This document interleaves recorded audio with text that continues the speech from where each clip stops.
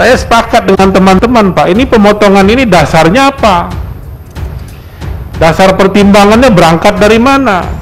Ini kan mesti jelas tolak ukurnya. Ini kan tidak jelas tolak ukur apa yang dipakai ini. Udah kementerian ini sekian, nah ini langsung potong saja. Saya yakin begitu. Tidak gampang, Pak, kalau misalnya kita sudah anggarkan 45 triliun sekian, lengkap semua dengan sudah ada perencanaannya, lalu tiba-tiba dipotong begitu saja. Pijakannya apa? Ini yang kita di sini tidak jelas. Harusnya ini terukur. Masa begini tata cara kita bernegara? Ya, nggak bisa begini. Mohon nanti karena kita ini tidak hadir, kebetulan ada Pak Sarip di sini. Beliau ini juga wakil ketua komisi, ini juga adalah salah satu anggota badan anggaran. Nanti Pak Sarip tolong sampaikan komplain kita di komisi. Ini setiap tahun begini, Pak. Ini sudah tahun yang kesekian. Hanya kepingin tahu saja apa pijakannya bisa memotong lalu membuang anggaran 12,44 triliun ini. Pengen tahu kita. Kan semua yang kita buat di sini seluruh keputusannya terukur, Pak. Terukur. Kinerja Kementerian Bapak ini bagus, 95% serapan. Terbaik dari semenjak kementerian ini, menurut saya semenjak saya ada di Komisi 5 ini, belum pernah, Pak. Saya sudah lihat datanya Pak Menteri, ini paling tinggi serapan tahun ini. Mungkin data di perhubungan juga begitu, Pak, ya. Nah, ngangguk saya. Pak Menteri, situasi ekonomi ini tambah sulit kena COVID ini. Saya berharap seluruh kementerian, termasuk terutama mitra kerja Komisi 5, untuk mendorong pertumbuhan ekonomi ini salah satunya adalah menggunakan produksi dalam negeri. Dengan digunakannya produksi dalam negeri, Pak, berarti ada lapangan kerja yang terbuka. Ada lapangan kerja yang terbuka, ada rumah tangga yang kita kasih makan. Terakhir terkait dengan program padat karya. Ya, padat karya ini mohon, tadi sudah disuarakan semua oleh teman-teman. Kalau bisa ditingkatkan, yang ada jangan dipotong, Pak, karena itu memberi dampak langsung ke dapur masyarakat. Ya, Pak Sarip, ya, teman-teman. Terima kasih sudah klik video ini. Jangan lupa tekan tombol subscribe untuk bergabung.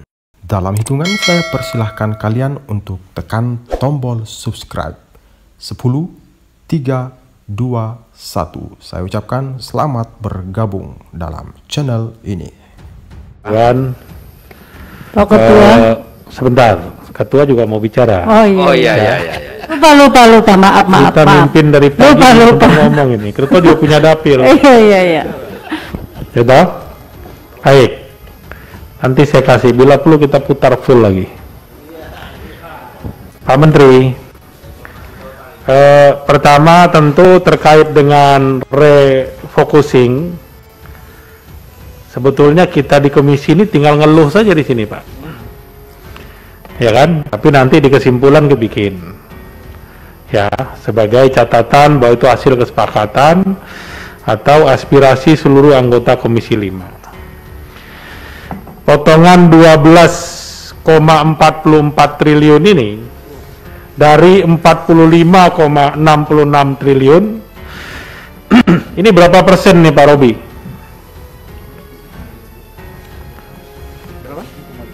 27,22%. Hampir 30%, Pak, dari anggaran. Ini tidak sehat ini. Kenapa dulu pemerintah terlalu ambisius dengan APBN? Asumsinya tidak masuk akal kalau begini. Nah, sementara kita sudah bahas dengan program segitu banyak, saya pikir, Pak, ini keseimbangan tidak gampang untuk Pak Menteri dapatkan. Dengan potongan hampir 30%, Pak. Ada pemborosan di sini kalau menurut saya. Di mana pemborosannya? Perencanaan. Seluruh kegiatan itu pasti sudah ada perencanaannya semua. Sehingga biayanya muncul. Nah, sekarang tiba-tiba di drop. Memang perencanaannya bisa dipakai lagi untuk tahun berikutnya. Tetapi kan cara kerja yang sistematis, kemudian terencanakan tidak begini sebetulnya. Saya sepakat dengan teman-teman, Pak. Ini pemotongan ini dasarnya apa? Dasar pertimbangannya berangkat dari mana? Ini kan mesti jelas tolak ukurnya. Ini kan tidak jelas tolak ukur apa yang dipakai ini. Udah kementerian ini sekian, nah ini langsung potong saja. Saya yakin begitu. Tidak gampang Pak, kalau misalnya kita sudah anggarkan 45 triliun sekian, lengkap semua dengan sudah ada perencanaannya, lalu tiba-tiba dipotong begitu saja, pijakannya apa? Ini yang kita di sini tidak jelas. Harusnya ini terukur.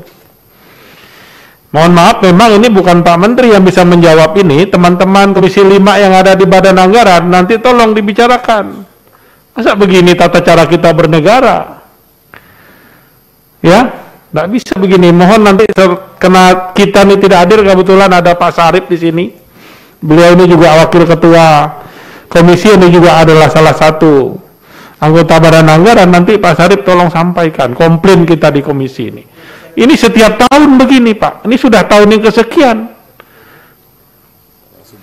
Saya walaupun bilanglah partai pemerintah, tidak begini cara kerja kita kalau menurut saya yang baik Pak. Saya hanya ingin tahu saja apa pijakannya bisa memotong lalu membuang anggaran 12,44 triliun ini. Pengen tahu kita. Kan semua yang kita buat di sini seluruh keputusannya terukur Pak, terukur. Kinerja Kementerian Bapak ini bagus, 95% serapan. Terbaik dari semenjak kementerian ini, menurut saya semenjak saya ada di Komisi 5 ini, belum pernah Pak. Saya sudah lihat datanya Pak Menteri, ini paling tinggi serapan tahun ini. Mungkin data di perhubungan juga begitu Pak ya. Nah, ngangguk sana. 95%. Tapi apresiasinya seperti orang yang tidak bisa menyerap anggaran.